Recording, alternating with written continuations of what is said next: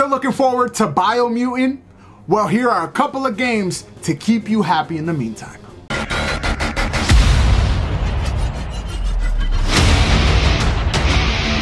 What up, everybody? Welcome to the channel. I am your host, Mike Fury, and I make informative videos just like this one, so please hit the subscribe button and hit the notification bell so you don't miss out on any future content. And today we are talking about 5 games to play before you jump into Biomutant.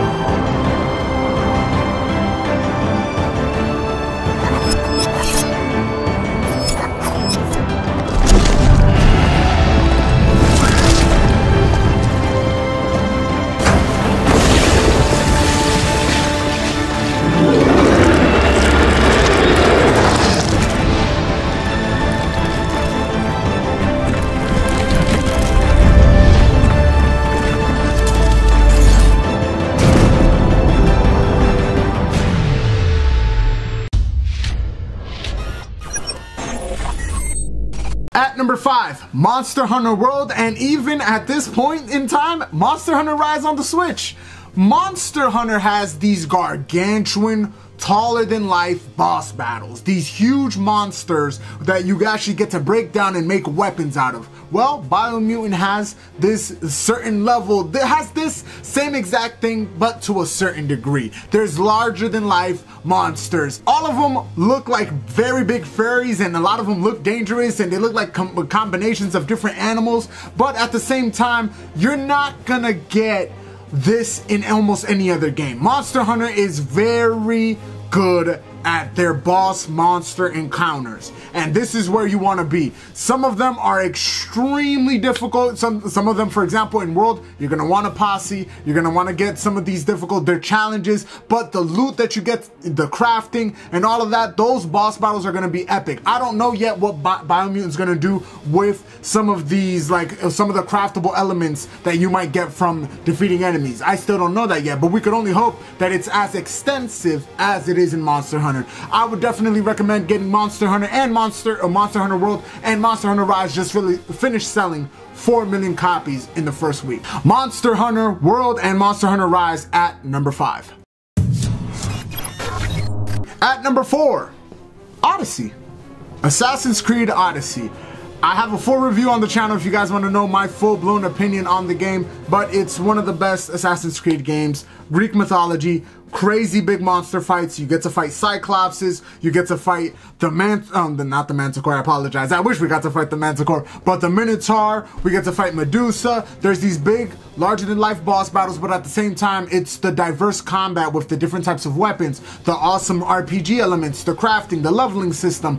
There is a lot here that will be similar with a Biomutant that is an open world with mounts, even though Biomutant gets some craziness, but at the same time, there's some similarities here that you're gonna love in both games. Assassin's Creed has a huge catalog of weapons that you get to use, from the awesome spear that is one of my favorites. The spear and the staffs are some of my favorites, but also the dual knives or having sword. The overlap in styles is where it's gonna really be defined, because Biomutant is kung fu inspired, or has a lot of martial arts in it, and Assassin's Creed obviously doesn't have that, especially Odyssey. But at the same time, I can't help but recommend Odyssey, because Odyssey, including the story itself, which is a very, very good story that has multiple endings depending on your decision making throughout the game, it's awesome. I absolutely adore Odyssey, and Odyssey is my number 4. At number 3, Devil May Cry. Any of them.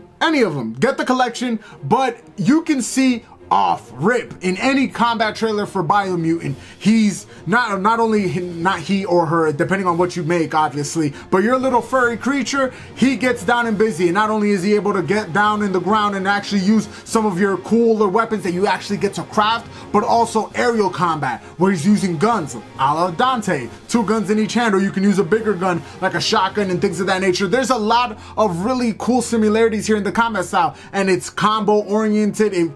I don't know if it's arcadey yet, but it looks like it's very arcadey. There's different enemy types. There's obviously enemies that you're gonna have to destroy in the air. Some of them you're gonna have to destroy on the ground. Some of them might be at sea. There's gonna be a lot of Devil May Cry in this game, and I can't wait to test it out, because it really is, there's nothing like it. We've never had an open world Devil May Cry game. Like, we never had that. At most, maybe we could go to maybe like a God of War, and that's not really technically open world. It's more like open area, but you guys get the idea. Biomutant has a lot of cool similarities in terms of combat as Devil May Cry, and Devil May Cry 5 is probably the best in the series. I would definitely recommend Devil May Cry, but also get the collection. 1, 2, and 3 are still phenomenal games. Devil May Cry 5 is my number 3. At number 2, speaking about martial arts, Sleeping Dogs.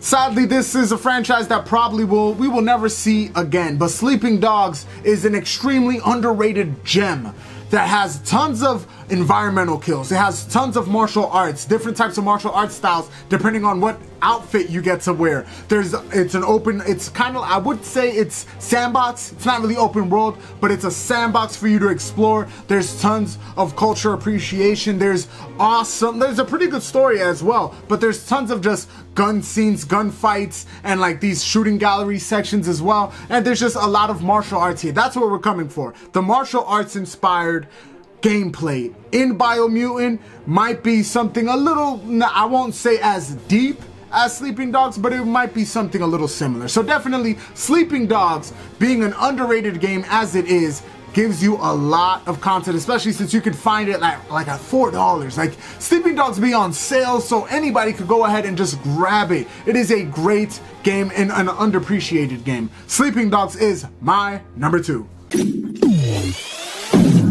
And finally, at number 1, Zelda Breath of the Wild.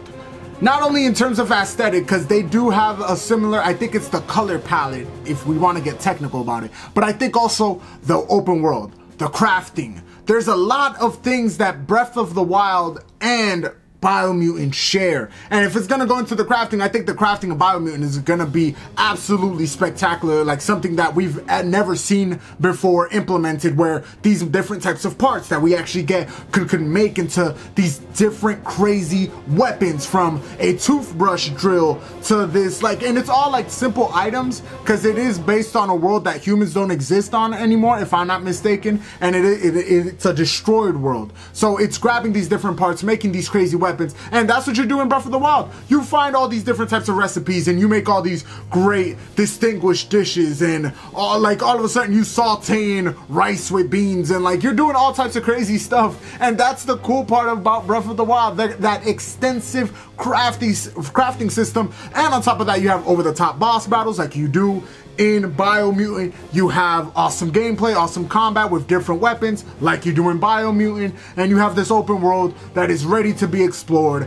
Biomutant, it's coming in May, and I can't wait for it. But let's not forget, Breath of the Wild is an amazing title. Breath of the Wild is my number 1. But what do you guys think? Let me know down in the comment section below. Which one of these games do you love? Have you played? Are you dying to play? Are you eventually gonna play? Let me know down which game do you like the best. Or if you have another suggestion for another game that's like Biomutant or as similar in actual theory or anything like that, let me know down in the comment section below. Let's have a conversation.